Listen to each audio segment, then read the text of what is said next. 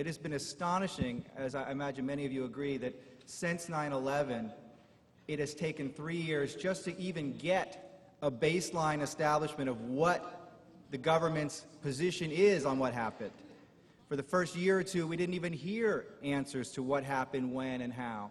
Now things are finally trickling out due to the commitment of, say, widows and other relatives of those who were killed on 9/11.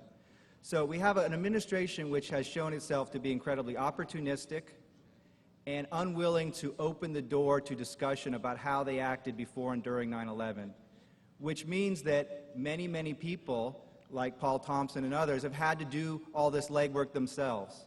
And the media has been rather quiescent.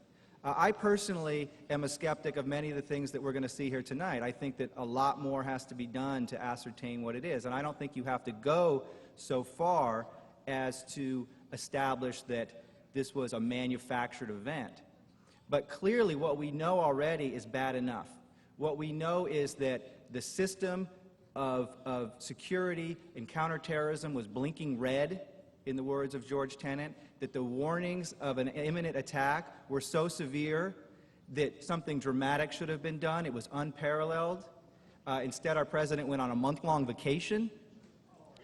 And so we know that there was a blind eye turned to the warnings. We also know that in the event of 9/11, the government was incredibly opportunistic, that these same guys who were in PNAC, who were in the American Enterprise Institute, and who were strewn throughout the top level of the government, quickly, within hours, seized on this event to push their pet obsession of invading Iraq, which, as most of you probably know by now, did not have weapons of mass destruction, was not a threat to us, did nothing to do with 9/11.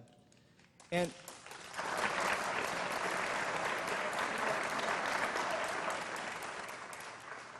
I'll just end by saying that 42% of Americans in a poll taken this week still believe that Iraq had something to do with 9/11. So that means that we have our work cut out for us to talk to that 42% and say, where is your head? What are you thinking? Can you read this? Can you look at this? Can you think about this again? Because I imagine that all of you are here and this conference is happening because of the internet. 20, 30 years ago, you could not have had this level of response to an event like this without the media taking part. You guys are all part of the media now, and you can all have enormous power by using that and talking to people. The other night, we